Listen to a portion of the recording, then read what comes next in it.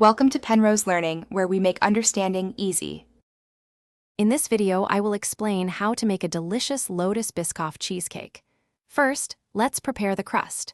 You'll need about 250 grams of Biscoff cookies and 80 grams of melted butter.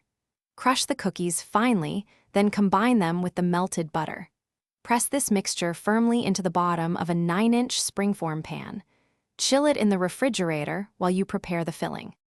Next, let's create that irresistible creamy filling. In a large bowl, beat 700 grams of softened cream cheese until it's perfectly smooth. Then, incorporate 150 grams of Lotus Biscoff spread and 100 grams of granulated sugar. Gently mix in 2 large eggs, one at a time, being careful not to overmix.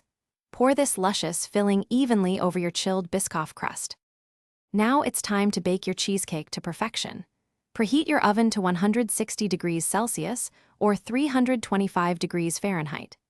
Bake for about 50 to 60 minutes until the edges are set but the center still has a slight wobble.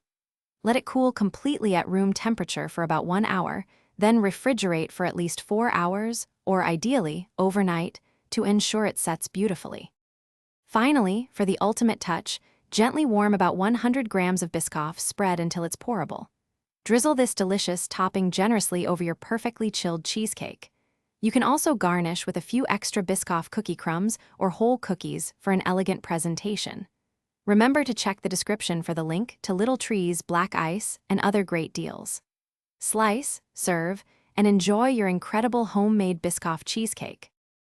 Thanks for watching. If this was helpful, leave a like and consider subscribing. See you next time.